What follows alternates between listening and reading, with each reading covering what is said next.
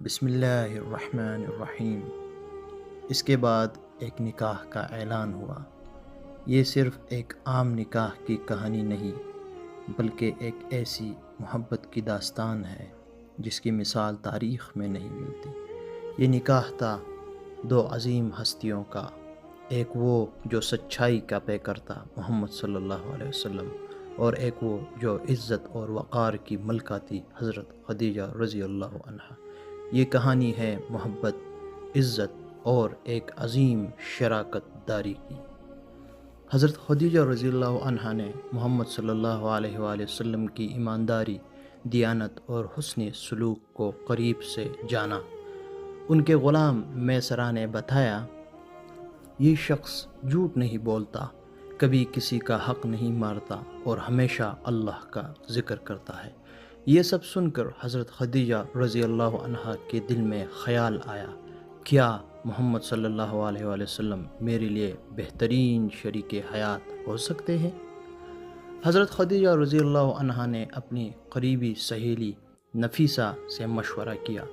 نفیسہ نے محمد صلی اللہ علیہ وآلہ وسلم سے بات کی۔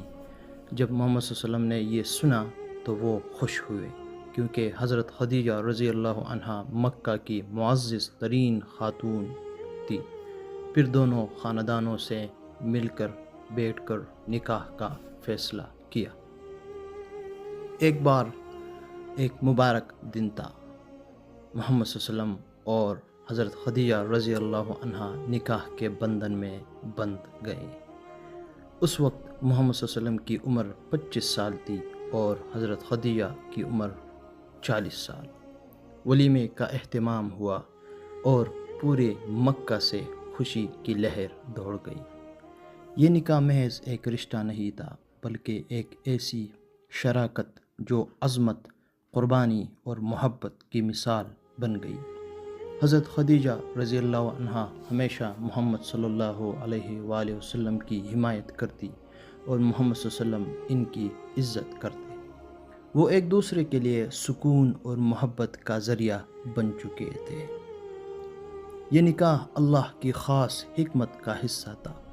حضرت خدیجہ رضی اللہ عنہا محمد صلی اللہ علیہ وآلہ وسلم کے لیے سب سے بڑا سہارا بننے والی تھی، مگر ایک بڑی تبدیلی آنے والی تھی، ایک ایسا وقت جب محمد صلی اللہ علیہ وسلم دنیا کے سب سے بڑے پیغام کو پانے والے تھے۔ انشاءاللہ اگلے قسط میں ہم بیان کریں گے کہ محمد صلی اللہ علیہ وسلم کا غار حرا کی طرف روحانی سفر اور وہ لمحہ جب وحی کا آغاز ہوا۔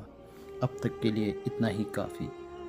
جزاکم اللہ خیرہ۔ السلام علیکم ورحمۃ اللہ وبرکاتہ۔